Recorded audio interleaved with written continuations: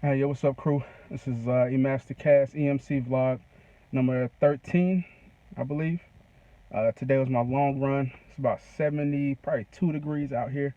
Pretty windy, but it's a beautiful day.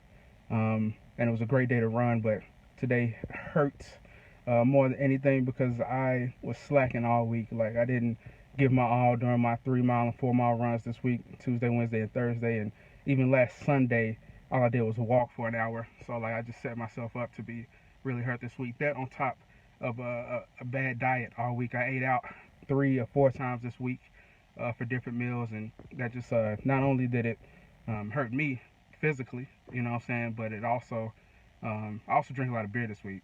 Found a good deal on like a 12 pack and just went in. Anyway, uh, so yeah, that plus just eating out and buying beer and buying junk food just hurts your budget too and hurts my finances. So this upcoming week I'm gonna be doing that again, and I'm gonna be focused more, especially on these long runs, because today was week 3, finishing off week 3 of the Hal Higdon training program, and it was a 6 mile run, and it was tough. The first 3 miles was tough. I mean, I still did it in about 12 minutes and 14 or 13 seconds a mile.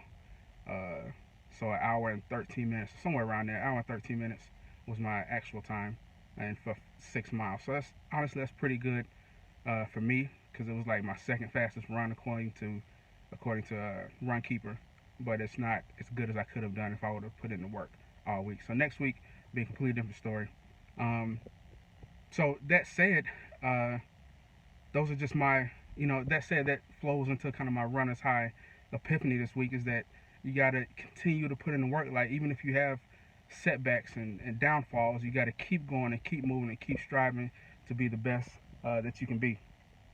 And that that's where I'm at. I lost 20 pounds since December, but then I jumped on the scale at the beginning of last week, the end of last week, beginning of this week, and I had gained 3 pounds back. So that stung a little bit, and probably why I started to self sabotage myself a little bit with the beer and the junk food.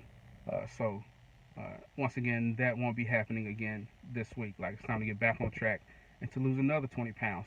Sometimes it's, weight loss is not. It's not like it happens on TV. Like you watch uh, My 600 Pound Life or uh, Extreme Makeover Weight Loss Edition, and it just doesn't happen like that. Like, I'm not that morbidly obese. I'm bad. I'm obese according to BMI, but I'm not morbidly obese. Like, I'm not gonna die tomorrow because of my weight. So it's a little bit harder to get it off, and it's a little bit harder because I'm not um, in California on a resort and in a weight loss facility with somebody cooking my meals.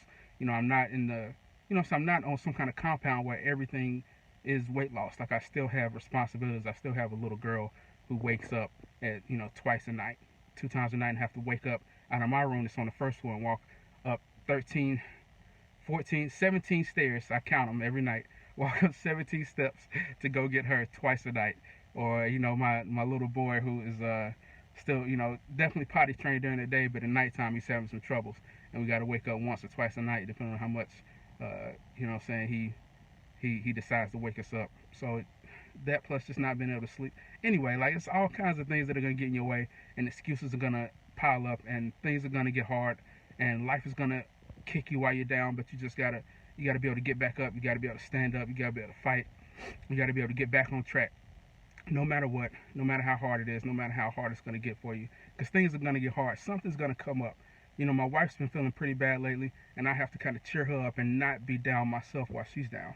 That's the beauty of being married. It's like you have to have that yin and yang. Like, you can't both be depressed at the same time. Like, one of you has to pull the weight while the other person needs a rest. You know what I'm saying? One of you has to carry the load sometimes while the other person needs a rest. And she definitely carries the load a lot for me.